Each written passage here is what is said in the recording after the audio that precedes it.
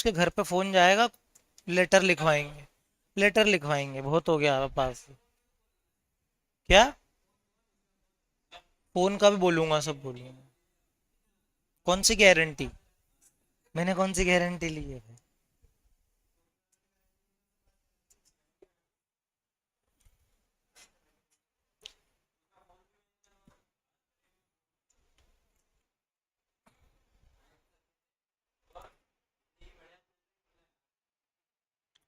नहीं यार, लेकिन क्लास तो अटेंड करो, कितने टाइम से वो बाहर है भाई।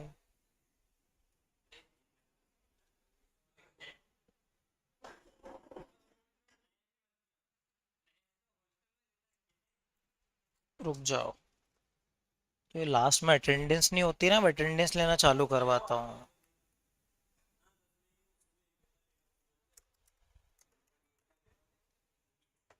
बीएस के पेपर में कौन कौन से चैप्टर आ रहे हैं तुमको?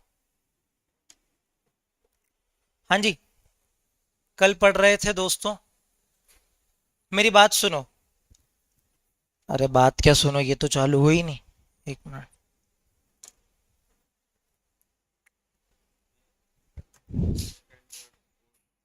5 चैप्टर आएंगे। पार्ट बी का मार्केटिंग। अपने को थोड़ा कोर्स, मैं तो 19 साल का ही हूँ। अरे बस यार, टैलेंट, मेरा टैलेंट। कितने का लगता हूँ मेरी शक्ल से? तू तो लगता है 19-20 साल का यार। ये चलो, बहुत हो गया टाइम पास। सुनो मेरी बात। मैं सिर्फ उम्र नहीं बताता, मेरे को शर्म आती। सुनो मेरी बात। ये टेक्निक जो है ना, रंग बिरंगे टेक्निक जो अपने लिखी हुई है, इसको समझो दोस्त। है? 27? पागल वागल है क्या? छोटा हूं मैं। 27 का नहीं हूं मैं। अरे यार छोड़ो। 25 साल का हूं मैं। हाँ। भाई लोग लोग मेरी शक्ल देख के बोलते हैं आप 22 साल के हो, 23 साल के हो। दिख रहा हूँ ना, चलो अच्छा है, दिख तो रहा हूँ कम से कम। चलो। Tech techniques of scientific management पढ़ रहे थे दोस्तों, मेरी बात सुनो। इस पर्टिकुलर कॉन्सेप्ट में वो अपने को ये बताना चाह रहा था, क्लैरिटी के साथ समझो, है बहुत सिंपल। कि ना, हम अब टेक्निक्स पढ़ने जा रहे थे कि यार अलग अलग टाइप की, आप बहुत ज्यादा बोल रहे हो कि टेक्निक्स को फॉलो करो, प्रिंसिपल्स को फॉलो करो, तो वो टेक्निक्स क्या है? तो मैंने बोला था कि भाई ये ना, मैनेजमेंट जब आप एमबीए करते हो ना, तो एमबीए में ज्यादा ये सब मैनेजमेंट वगैरह पढ़ाया जाता है। तो आप बोलोगे क्यों ट्वेल्थ में नहीं पढ़ाया जाता? क्या ट्वेल्थ में भी पढ़ाया जाता है, कुछ टेक्निक्स या कुछ बेसिक टेक्निक्स अपने को यहाँ पर बताई गई है। मैनेजमेंट करने के तरीके बताए गए हैं। अब वो तरीके जो है ना, उनको अपन क्या बोल रहे हैं? साइंटिफिक मैनेजमेंट की टेक्निक। क्यों साइंटिफिक मैनेजमेंट की टेक्निक? क्योंकि मैनेजमेंट कैसे किया जाता है? साइंटिफिक तरीके से किया जाता है।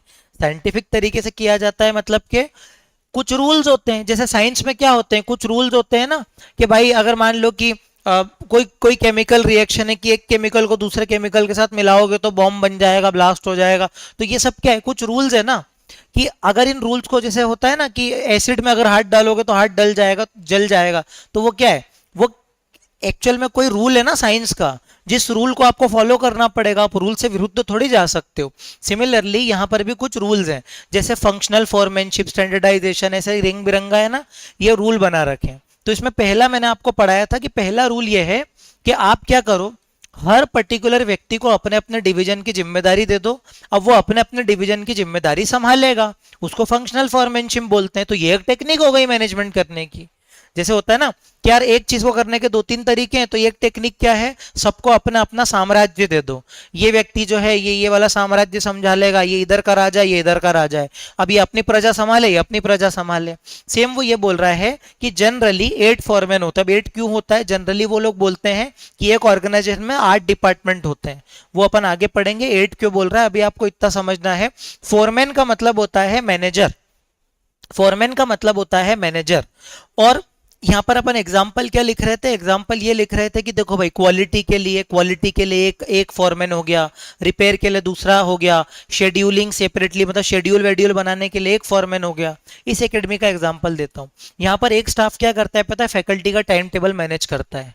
है ना। एक हो गया जो फैकल्टी का टाइम टेबल मैनेज करेगा, दूसरा होगा जो लेक्चर टाइम पे एडिट हो रहे हैं कि नहीं, अपलोड हो रहे हैं कि नहीं, वो चेक करेगा, तीसरा ये चेक करेगा कि बच्चों का टेस्ट टाइम पे हो रहा है कि नहीं, चौथा ये चेक करेगा कि बच्चे होमवर्क टाइम पे कर रहे हैं कि नहीं, होमवर्क चेक करेगा, एक चेक करेगा बच्चे की फीस टाइम पे आ रही है कि नहीं, इंस्टॉलमेंट टाइम पे भर रहा है कि नहीं, ये क्या हो, एक चेक करेगा कि बुक टाइम पे डिलीवर हो रही है कि नहीं, बुक जो है बच्चा रिसीट दे करके आपको बुक दे रहे हैं कि नहीं दे रहे हैं, एक मेस वाला डिपार्टमेंट है जो इंश्योर करता है कि खाना टाइम पे बच्चे के लिए बन जाए, ये क्या हो रहा है। सब लोग अपना अपना अपना अपना अपना अपना फंक्शन टाइम पे कंप्लीट करेंगे, इसको अपन क्या बोलते हैं, फंक्शनल फॉरमैनशिप। तो भाई कीवर्ड क्या याद रखने हैं, समझ तो आ गया सर, कीवर्ड में क्या करना है, पहला कीवर्ड है सुपरविजन। सुपरविजन मतलब के सुपरवाइज करना पड़ेगा दोस्तों, सुपरवाइज करना मतलब के देख रेख करनी पड़ेगी, क्योंकि अगर आप किसी को ना, ऐसा होता है जनरली, इंसान ऐसा होता है कि जब तक सर पे नहीं आ जाती ना काम नहीं करता। आप कभी देखना, अगर मैं आपको एक प्रोजेक्ट बनाने का बोलूं, प्रोजेक्ट से याद आया, प्रोजेक्ट भी बनवाऊंगा मैं आपसे।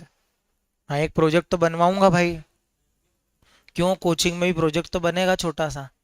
अरे यार कैसे लोग हो यार, तो क्या स्कूल, कोई बात नहीं, कोई कोई बात नहीं, प्रेजेंटेशन दिलवाऊंगा यहाँ पे। हाँ वो स्कूल में जमा कर देना। चलो छोड़ो, बाद में नहीं करवाऊंगा, नहीं करवाऊंगा, जरा सा हो गया, इतना बोलने लग गए। सुनो मेरी बात, अरे यार तुम थोड़ा सा ना कुछ करवाने नहीं देते हो क्लास में। पार्टी का है की, पार्टी किस चीज की पार्टी। अरे नहीं नहीं नहीं नहीं, अरे सुनो मैं क्या बोल रहा हूँ, टाइम पास, इधर देखो, मैं क्या बोल रहा हूँ कि सुपरविजन का मतलब क्या होता है, देख रेख करना। तो हर एक व्यक्ति अपने अपने डिपार्टमेंट की देख रेख करेगा। फोरमैन को हमने क्या बोला, मैनेजर, तो एग्जाम में क्या लिखना है कि different foreman have a supervision responsibility of their own department. बस अपने अपने फंक्शन की क्या करेंगे, सुपरविजन रिस्पॉन्सिबिलिटी लेंगे और सबको देखेंगे पैनी नजरों से, पैनी नजरों से देखेंगे कि कोई मोबाइल तो नहीं चला रहा है कन्हैया जैसा, कोई छुट्टी तो नहीं मार रहा है, कहीं ऐसा तो नहीं है कि कोई जो है वो टेस्ट में चीटिंग कर रहा है, मतलब कि सारे वर्कर्स पे नजर रहेगी, ऐसा होता है ना, ऑल आइज ऑन यू, तो बस आप नजर रख रहे हो। ये था हमारा फंक्शनल फॉरमैनशिप।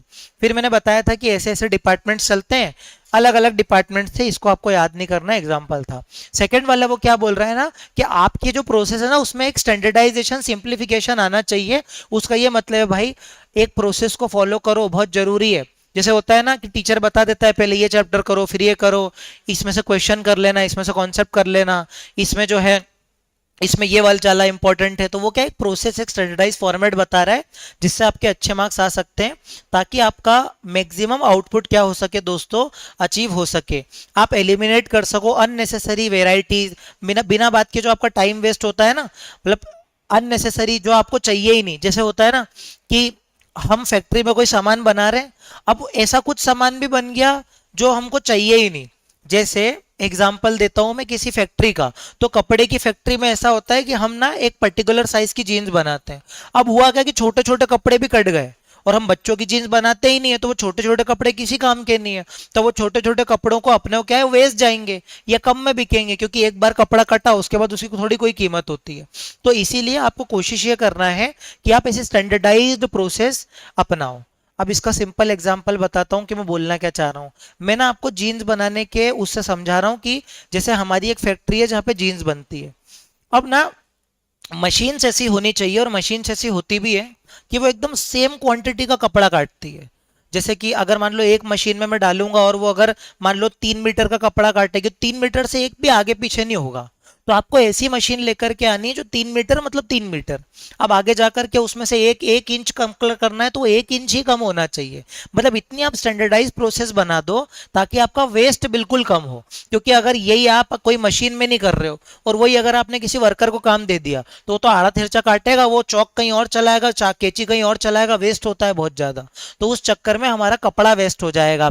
तो इसलिए जितनी स्टैंडर्डाइज प्रोसेस आप रखोगे, कि ऐसा होता है ना, जैसे मैकडोनल्ड्स का एग्जांपल अपन ले सकते हैं, इसमें मैकडोनल्ड्स में क्या होता है कि ना एकदम उनको मालूम है कि इतना मतलब इतना ही सॉस डालना है, वो एक बूंद भी आगे पीछे नहीं करते, उनका पूरा ऐसा मशीन के थ्रू बनता है। मतलब आजकल तो ये लोग तो ऐसे ही बना देते हैं हाथ से, मैं वहां की बात कर रहा हूँ कि जनरली वहां पे सारी मशीन्स है। तो मशीन में क्या होता है कि एकदम एक भी इधर उधर आगे पीछे 1 मिलीलीटर भी आगे पीछे नहीं होता, उससे उनका जो बर्गर है वो हमेशा सेम तरीके से बनता है। तो जितनी स्टैंडर्डाइज प्रोसेस आप रखोगे, जितना व्यवस्थित आप स्टेप को बांट दोगे, उतना ज्यादा आपका आउटपुट क्या होगा, मैक्सिमम होगा। बहुत बढ़िया। और यहाँ पर प्रैक्टिकल एग्जांपल क्या है, limiting mobile phone model to reduce cost. तो यहाँ पे एग्जांपल क्या लिखा था कि जितना ज्यादा अपन कम चीजों पे फोकस करेंगे, जितने कम प्रोडक्ट बनाएंगे, उतना ज्यादा अपन उसमें मास्टरी हासिल कर पाएंगे। अब याद हो रहा है क्या क्या सब समझाया था मैंने कल?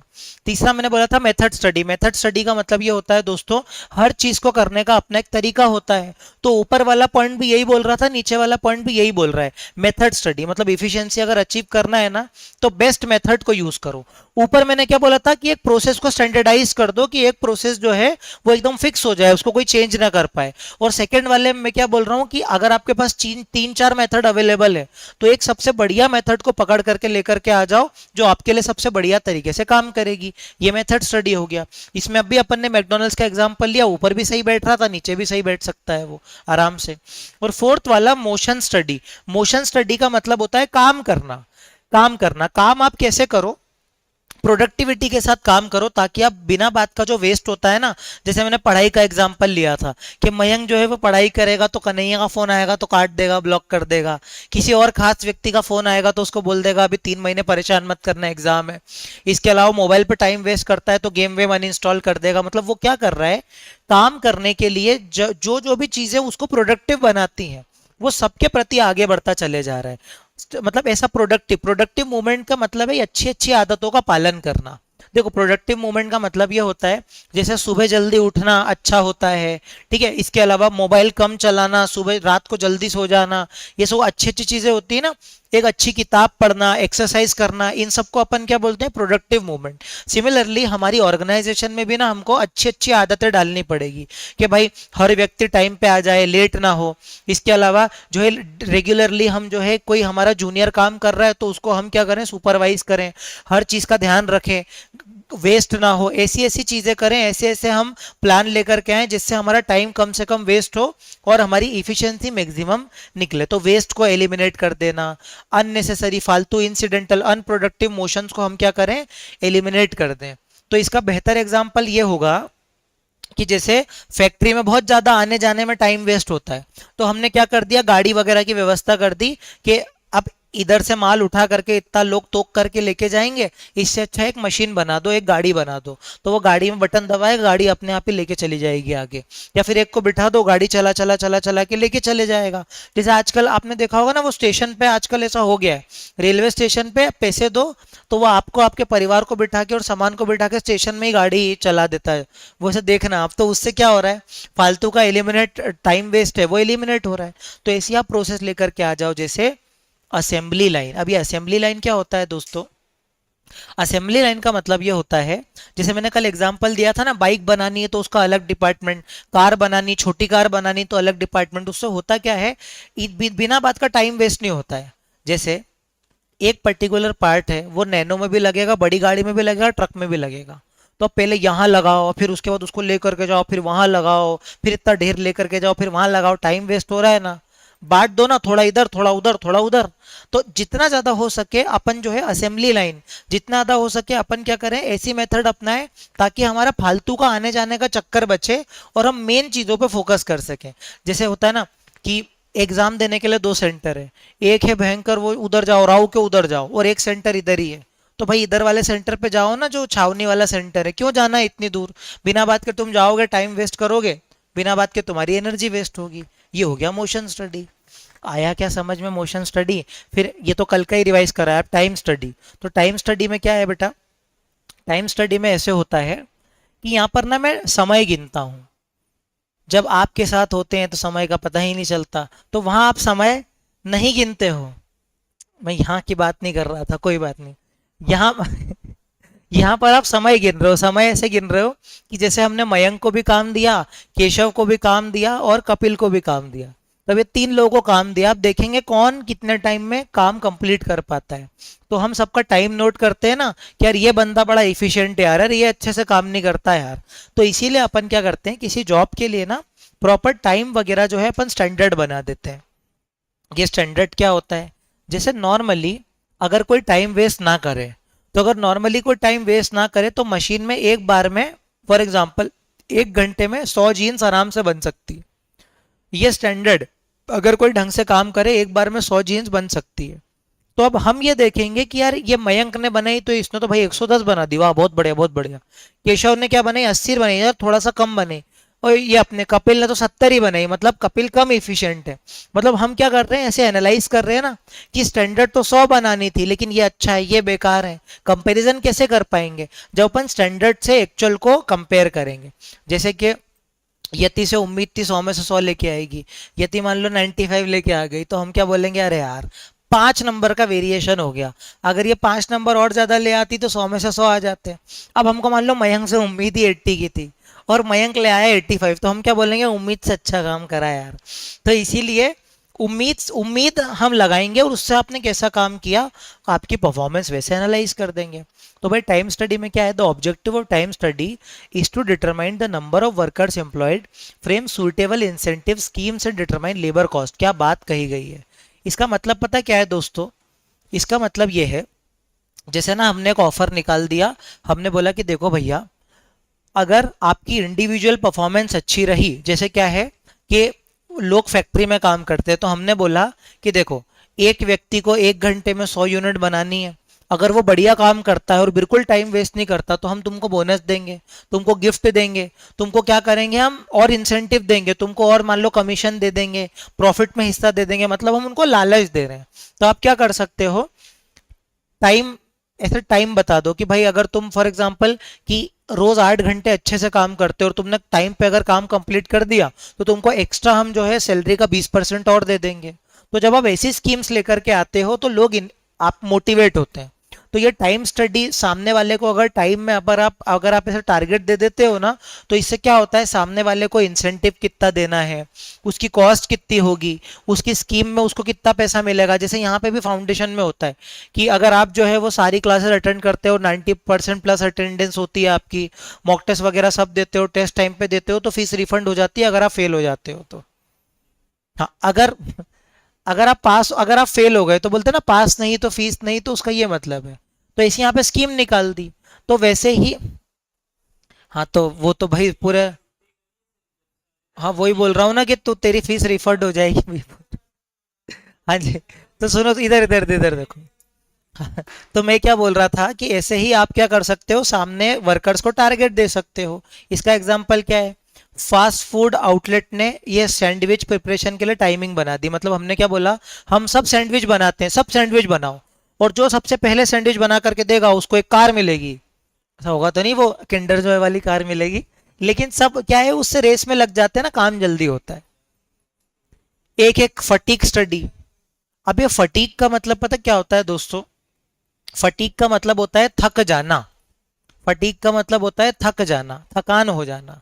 तो यहां पर वो क्या बोल रहा है कि fatigue study seeks to determine time and frequency of rest interval. क्या बात लिखी है कि ना, हम ये देखना चाह रहे हैं कि एक पर्टिकुलर एम्प्लॉय बीच बीच में ब्रेक कितने लेता है, आराम करने के लिए टाइम कितने लेता है। मतलब कि हम उसके ब्रेक्स वगैरह को प्रॉपर यूटिलाइजेशन ऑप्टिमाइज करना चाह रहे हैं। कहीं ऐसा तो नहीं है कि ये बंदा काम करता है 6 घंटे और उसमें ही ब्रेक ले लेता है 4-4 घंटे का, लेकिन मतलब ऐसा है कि ब्रेक ही ब्रेक पे जा रहा है। तो आपको उसके ब्रेक को भी प्रॉपर क्या करना पड़ेगा, देखना पड़ेगा कि अगर हमारे फॉर एग्जाम्पल वर्कर हैं और हमने बोला 1 बजे लंच है, तो 1 से 1:30 के बीच में ही लंच है। 1:30 बजे के बाद ऐसा तो नहीं कि लोग जो है वो 1:45 पे आ रहे हैं, 15-15 मिनट लेट आ रहे हैं। तो इसीलिए वो क्या बोल रहा है, rest interval will enable worker to regain the lost stamina. क्या बात है कि जब आप प्रॉपर रेस्ट दोगे तो क्या होगा पता है, एक्सीडेंट कम हो जाएंगे, बंदा और रिफ्रेशिंग फील करेगा, किसी से बात करके आ गया, एनर्जी मिली उसको, उसके बाद वो और अच्छे से काम करेगा। मतलब कि हमको ये भी ध्यान रखना है कि सामने वाले को ब्रेक प्रॉपरली मिल रहे हैं और वो ब्रेक का गलत यूटिलाइजेशन भी नहीं कर रहा है। तो उसका प्रैक्टिकल एग्जाम्पल क्या है दोस्तों, 15 मिनट ब्रेक 3 घंटे के काम के बाद। जैसे मयंक जो है उसने बोला क्या है, फाउंडेशन तो निकालना ही निकालना है। तो मयंक ने अपने लिए एक रूल बना दिया। मयंक ने रूल बनाया कि मैं 3 घंटे पढ़ूंगा और उसके बाद आधे घंटे का ब्रेक लूंगा, फिर 3 घंटे पढ़ूंगा, फिर आधे घंटे का ब्रेक लूंगा। तो मयंक जो है वो इतना डिसिप्लिन है, आधे घंटे का ही ब्रेक ले रहा है, तो उसको 3 घंटे पढ़ना भी पड़ेगा। इसीलिए आप प्रॉपर ऐसी प्लानिंग करो जिससे लोगों का ब्रेक भी यूटिलाइज हो जाए, वो थके भी नहीं, उनको मेंटल प्रेशर भी ना है, और वो काम भी ठीक से कर पाए। क्या कुछ था क्या बेटा फटीक स्टडी में, ये पूरा 12th का सिलेबस ही इजी है रे। पूरे पूरे पूरे 12th का सिलेबस ही इजी है, मतलब ऐसा कुछ खास है नहीं। ये मैं इसलिए बोलता हूँ ताकि तुम थोड़ा रिलैक्स फील करो, इसलिए नहीं बोलता हूँ कि पढ़ो नहीं। फिर सेवेंथ वाला, क्या फाउंडेशन क्या, और सेवेंथ वाला पॉइंट क्या बोलता है दोस्तों, डिफरेंट पीस वेज सिस्टम। अरे ये ऐसे समझ में नहीं आएगा, समझ लो ध्यान से। डिफरेंट पीस वेज सिस्टम का मतलब ये होता है दोस्तों, डिफरेंट डिफरेंशियल एक ही होता है, तो भावनाओं को समझ, मेरा वो मत ले कि आप, इधर देखो मैं क्या बोल रहा हूँ। भावना कोई नहीं है, सुनो इधर देखो। मेरा कहने का मतलब यह है कि ऐसा होता है ना कि यार जो अच्छा काम करता है उसको ज्यादा सैलरी मिलती है, जो बुरा काम करता है उसको कम सैलरी मिलती है। कायदे से होना भी यही चाहिए कि अगर कोई व्यक्ति ढंग से काम कर ही नहीं रहा है तो उसको कम सैलरी मिलेगी, और कोई व्यक्ति बहुत अच्छा काम कर रहा है तो उसको अच्छी सैलरी मिलेगी। कोई व्यक्ति फॉर एग्जांपल ग्रेजुएट है तो ज्यादा सैलरी मिलेगी, बिल्कुल भी पढ़ा नहीं लिखा है तो कम सैलरी मिलेगी। तो इसीलिए हम क्या बोलना चाह रहे हैं कि डिफरेंट तो लाना पड़ेगा ना। एक व्यक्ति इफिशियंट है, एक व्यक्ति मयंक है, इनएफिशिएंट है। मतलब कि एक व्यक्ति क्या है इफिशिएंट, एक व्यक्ति क्या है इनएफिशिएंट। तो भाई आप इफिशिएंट को ज्यादा पैसे दो तो वो मोटिवेट होगा कि अरे वाह यार और काम करूं, और इनएफिशिएंट को बोलोगे कि देख भाई अभी तेरी कम सैलरी है, वो भैया जैसा काम करेगा ना तो ज्यादा सैलरी होगी, तो वो व्यक्ति फिर ज्यादा मेहनत करेगा। क्योंकि अगर आप कम काम करने वाले को भी उतने ही पैसे दे रहे हो तो फिर वो बोलेंगे कि यार ये तो गलत बात है ना, मैं ज्यादा काम कर रहा हूँ सैलरी उतनी मिल रही है, वो कम काम करने वालों को ज्यादा सैलरी मिल रही है, तो फिर मैं क्यों काम करूं। तो इसीलिए आपको कैसा पेमेंट करना चाहिए, कैसी सैलरी बांटनी चाहिए, as per their efficiency, as per their talent वगैरह। तो यहां पर हम क्या बोल रहे हैं कि वेजेस जो है ना और प्रोडक्टिविटी आपस में इंटर रिलेटेड है। वेजेस का मतलब होता है दोस्तों सैलरी, वेजेस का मतलब होता है सैलरी, और प्रोडक्टिविटी का मतलब मयंक क्या होता है, बहुत बढ़िया, प्रोडक्टिविटी का मतलब होता है इफिशियंसी। मतलब अगर आप ज्यादा इफिशियंट हो तो आपको ज्यादा सैलरी मिलेगी। तो वो यही बोल रहा है टू पेज रेट सिस्टम लेकर के आओ, मतलब के जो व्यक्ति अच्छा काम करेगा उसको ज्यादा सैलरी दो। मतलब रिवॉर्ड और इफिशियंसी, मतलब जितना अच्छा आप इफिशियंट रहोगे उतना ज्यादा आपको रिवॉर्ड मिलेगा। तो इसका प्रैक्टिकल एग्जांपल क्या है, गारमेंट फैक्ट्री में अगर आप ज्यादा शर्ट पर डे करोगे प्रोड्यूस तो आपको ज्यादा मिलेगा। जैसे ना हमने बता दिया, हमने ना फैक्ट्री में ऐसे अनाउंस कर दिया, जो व्यक्ति जितनी शर्ट्स बनाएगा ना उसको एक शर्ट के हिसाब से पेमेंट मिलेगा। जैसे तुम एक शर्ट बनाओगे तो एक शर्ट पे तुमको 5 रुपए मिलेंगे, मान लो ऐसा बोल दिया। तो अब तुम दिन भर का देख लो भाई कितनी शर्ट बना सकते हो, तुम बना लो 500 शर्ट, मैं दे दूंगा 5 रुपए के हिसाब से 2500 रुपए। कहने का मतलब क्या है, जितना काम करोगे उतना पैसा मिलेगा। अगर आपने ऐसा बोल दिया जितना काम करोगे उतना पैसा मिलेगा तो मजा आ गया ना फिर तो। अब तो क्या है कि लोग ज्यादा और बढ़ बढ़ के काम करेंगे, आज 1 घंटा ज्यादा काम कर लेता हूँ और ज्यादा पैसा कमाऊंगा, तो ऐसा कर लो। एक क्लियर हुआ क्या, क्लियर, बहुत बढ़िया। तो ये था टेलर, इतना ही था। आप बोलोगे सर इतना सा था टेलर, हाँ बस ऐसी फालतू बातें करता था। अबे सिंपल था ना, है ना, कुछ था क्या, बस टेलर। और टेलर के बाद देखो फ्योल, तो फ्योल में देखो इससे पेज कितने बचे हैं, बस फ्योल भी छोटा सा है। बेसिकली फ्योल क्या बोलता है पता है, मेरी बात सुनो। नहीं ऐसे 6 पेज नहीं, वो एक्चुअल में ज्यादा है नहीं, क्योंकि है पेपर में नहीं आता। तो ये सीबीएसई का ही है क्या बस, तो एमपी बोर्ड में क्या आया, एमपी बोर्ड में तो एमपी बोर्ड में सिलेबस क्या है फिर, चैप्टर है लेकिन पेपर में नहीं आता। नहीं यार वो नहीं, वो तो पेपर अभी आप बुक में दे रखा है तो कुछ भी आ सकता है भाई, टॉपिक आएगा ना। तो बहुत बढ़िया है ना फिर तो तुम्हारे, और वो तो बहुत सिंपल है। लेकिन अपन पढ़ लेते हैं, कभी सेफर साइड आ गया तो, एमसीक्यू आ गया और सीबीएसई वाली है, एमपी बोर्ड सब तो एमपी बोर्ड वाले हैं। अच्छा ये तो राजस्थान बोर्ड का आ गया है। कोई बात नहीं, कोई बात नहीं, कोई बात नहीं। अच्छा मेरे को पहले ये बताओ, पहले मुझे ये बताओ, क्या टेलर समझ में आ गया क्या तुमको, टेलर में कुछ था क्या। टेलर तो बस यही बात है, और कपड़े का एग्जांपल ले रहा हूँ टेलर में मैं, देखो सॉरी। नहीं वो मेरे जोक जोक है ना, कम लोगों को पल्ले पड़ते हैं। हाँ अब सुनो, फेओल क्या बोलता है, फेओल है फेविकॉल का ऐसा लगता है, sorry sorry sorry. Henri Fayol, Henri Fayol, Henri Fayol इसका नाम है। और हेनरी फ्योल भी कुछ ना कुछ फालतू बातें करता था। क्या बातें करता था दोस्तों, ये एक्चुअल में बोलता था कि वर्क फोर्स की इफिशियंसी को ध्यान में रखो। तो हम बोलते थे सर आप ये नई बात क्या सिखा रहे हो, पूरा मैनेजमेंट ही तो यही बोलता है, इफिशिएंसी इफिशिएंसी इफिशिएंसी। तो फेयोल ने बोला है 12th के सिलेबस में ऐसा कुछ है ही नहीं जो बार बार रिपीट ना हो। फिर से रिपीट करूंगा, इफिशिएंसी इफेक्टिवनेस, मतलब बहुत बढ़िया सर। तो वो क्या बोल रहा है पता है, कि फेयोल बोलता है कि टेक्निक्स तो फॉलो कर लो, ठीक है टेक्निक फॉलो कर लो, लेकिन तुम्हारा अल्टीमेट गोल क्या है? अल्टीमेट गोल क्या है तुम्हारा, कि तुम क्या करो, ऑब्जेक्टिव अचीव करो, एफिशिएंटली काम करो। एग्जाम्पल के तौर पे इंडियन टीम में एक ऐसा बैट्समैन आया जो अनशंटी शॉट लगाता है, उसको टेक्निक से मतलब ही नहीं है, वो ऐसे करके ऐसे घुमा घुमा कुछ भी मारता है वो। तो एक बात बताओ, अगर वो मैच जिता रहा है, क्या हुआ? पेपर इजी आ रहा है क्या? तो अच्छी बात है, अगर पेपर इजी आ रहा है तो भाई चिंता क्यों कर रहे हैं? अच्छा, ऐसे ऐसे से पेपर आते हैं एमपी बोर्ड में? अरे यार, अरे तो भाई सोचो, अगर इजी पेपर आ रहा है एमपी बोर्ड में तो अपन तो 100 में से 100 ला सकते हैं ना फिर। अब जिस लेवल की अपन पढ़ाई कर रहे हैं और जिस लेवल का पेपर पूछेंगे, फिर तो भाई मजे आ जाएगा ना। एकदम 100 on 100, वो पूरी क्लास के 100 on 100 आ जाए, मान लो मेरे पास 6 बच्चे हैं और छह बच्चों के 100 में से 100 ले आए, मजे आ जाएंगे मतलब जीवन में। तू सीबीएसई है पक्का? तो तू 90 तो लेके आ, 90 लेके आ जा, 90 तो ला सकता है ना। अरे सीबीएसई है, सीबीएसई पढ़ रहे हैं अपन, क्या है सीबीएसई, कुछ नहीं है। और एक कमाल की बात बताऊं, मैं खुद एमपी बोर्ड से हूँ। मैंने भी एमपी बोर्ड से 12th कर रखी, चिंता मत करो, इतना कोई फर्क नहीं पड़ता है। इधर देखो यार, सुनो मैं क्या बोल रहा हूँ, कि फेयोल क्या बोलता है, फेयोल ये बोलता है, अरे यार क्यों बात कर रहा है, इधर देख ले बेटा। अरे क्या टाइम हो गया भाई, अभी 6:15 तक पढ़ेंगे। मेरी बात सुन, 6 बजे क्लास कंप्लीट होगी, या तो ऐसा नहीं होता है 6 बजे काम का क्लास। अरे तो मैं यार जरूरी काम कर रहा था, मैं कोई इधर उधर थोड़ी गया था यार। तो एक काम कर, तो चले जा, थोड़ा सा रिकॉर्डेड देख लेना, थोड़ा सा रिकॉर्डेड देख लेना, पापा को बोल थोड़ा ऐसा थोड़ा बहुत वेट कर ले, 10 मिनट क्या है। अरे सिर्फ 10 मिनट, एक 48 है, 10 मिनट बस, 10 मिनट। कोई बात नहीं, फिर मैं पढ़ा रहा हूँ, इधर देखो। प्योल, तू चले जा भले, तेरे को जाना है, कोई दिक्कत नहीं। देखो प्योल प्रिंसिपल ऑफ मैनेजमेंट क्या बोलता है, कि अल्टीमेटली भले ही तुम टेक्निक फॉलो करो या ना करो, तुम अगर मैच जिता पा रहे हो तो बस बात खत्म ना। अब फॉर एग्जांपल तुमको तुमको ऐसा बोला, रे बेटा ऐसे मत खेल, तो मतलब ऐसे मत खेल, क्या छक्का मार के जिता तो दिया, अब ऐसे क्या मत खेल, मतलब टेक्निक इतनी इंपॉर्टेंट थोड़ी है।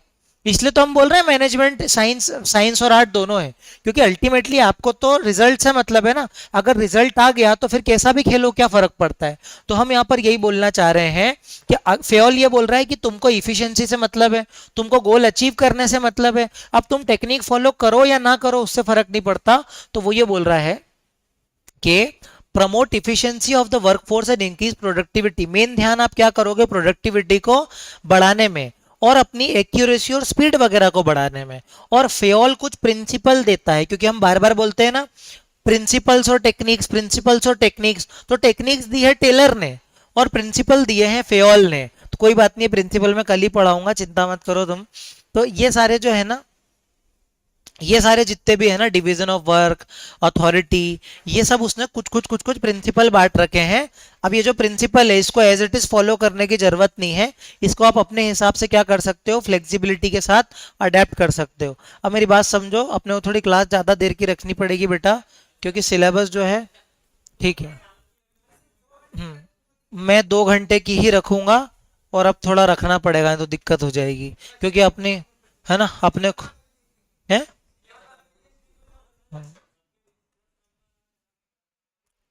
इस बार पेपर अच्छा लिखा बच्चों ने, पेपर सिंपल भी आया था। हाँ तो पहले टेस्ट में कितने खराब नंबर थे इन लोगों के। हाँ तो सुनो बेटा, आप थोड़े अपने को 1.5-2